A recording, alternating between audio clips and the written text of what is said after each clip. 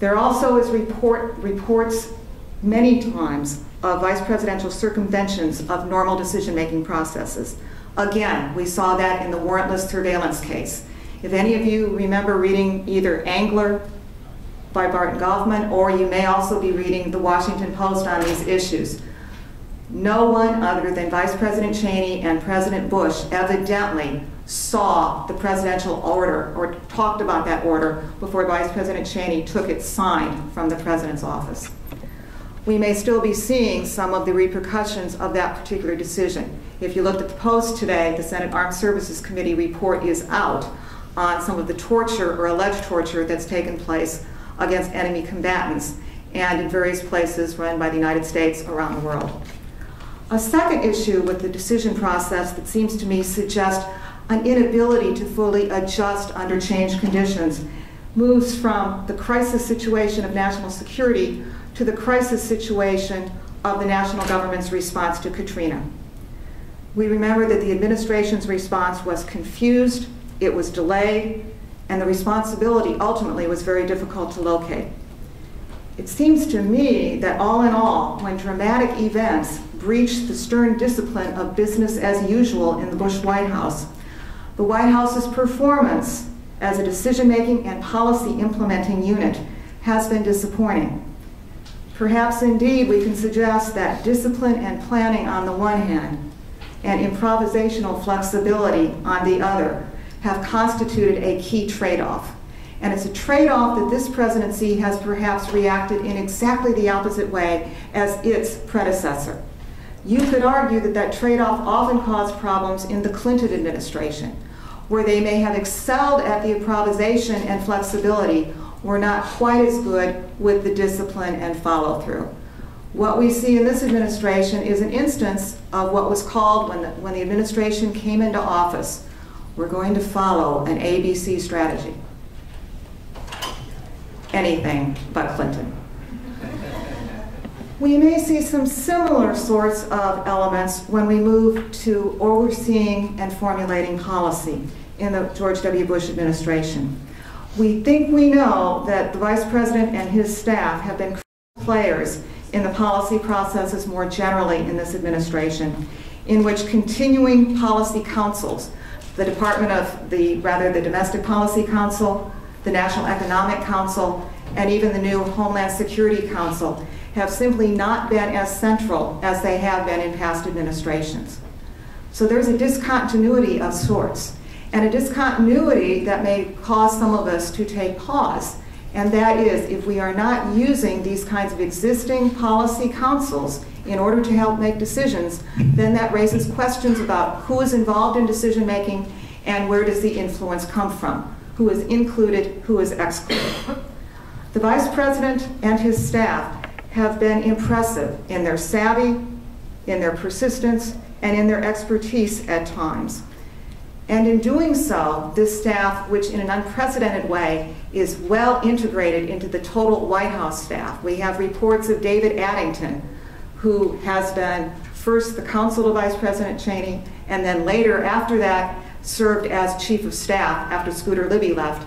David Addington sat at every decision that was made on national security law by Alberto Gonzales when he was White House counsel.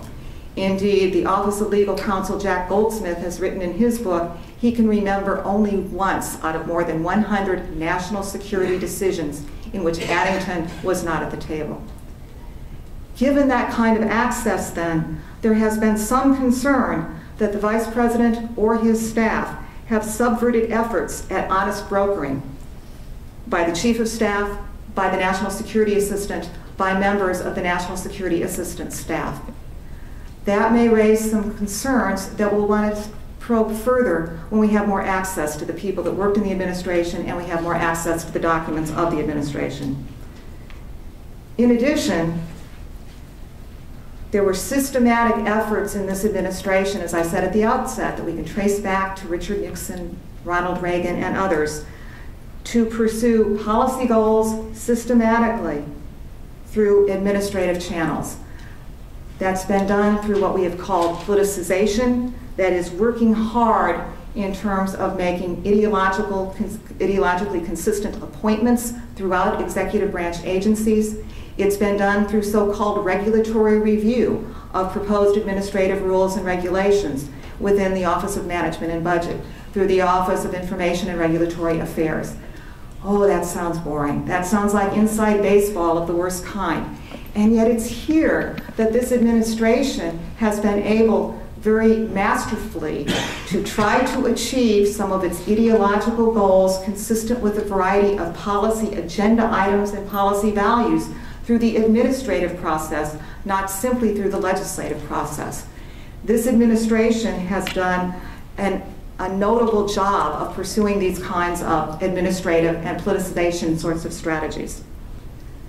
We know that there has been ideological screening of a whole range of appointments throughout the executive branch and to the federal courts, especially the lower courts, as we saw reported in the Washington Post earlier this week, in terms of the Bush legacy, especially on the U.S. Courts of Appeal. In addition, we know that there have been at least a handful of impacts of what I will call a policy politicization strategy of the Bush administration. Frequently, that has helped guide agency activities in directions that are consistent with President Bush's priorities. That should draw applause from people that are concerned about executive branch agencies running wild without some degree of direction by elected officials. We know, for example, that in 2001, officials rebuked Clinton-era environmental policies by easing wetlands rules affecting developers, reducing energy-saving standards for air conditioners, allowing more road building and power lines in national parks, and easing restrictions on mining in public lands. For some people, those are very disturbing kinds of actions. For others, they will meet widespread applause. My point is simply that the president came into office with a clear set of policy priorities and policy values and worked his best to instill those priorities and values in the workings of the executive branch. Is that part of a legacy? It may well be at some day. Now, we also know, as we're seeing moving toward the end of the administration, that there is a continuing effort to make use of these administrative strategies. The late regulations, the late rules that are getting put in place, to leave, if you will, traps for the Obama administration to have to spend time discovering. Someone mentioned earlier today that executive orders are fairly easy to overturn. They are straightforward to overturn, but what we find out is that most executive orders, once in place, stay in place. New presidents do not change them. There may be a few high-profile executive orders that President Obama will reverse on January 20th, January 21st. But many of the executive orders, and certainly the agency rules and regulations that are put in place by this administration, are going to have lasting effects. Most of them will not be reversed. Final area I want to talk about just very briefly, and that's the area of the so-called public presidency. From the start, the Bush White House was prepared to place communication strategies really at the top of its approach to governing and to leadership. Indeed, George Edwards, one of my colleagues at Presidential Studies Quarterly, has written books in which he talks about governing by campaigning. This is an interesting area. This is an area in which the White House staff I have talked to say, we absolutely, positively borrowed from the Clinton administration. And so this is an area in which the directions and goals might have been different, but many of the strategies, tactics, and techniques were quite the same. That is, trying to govern in part by campaigning.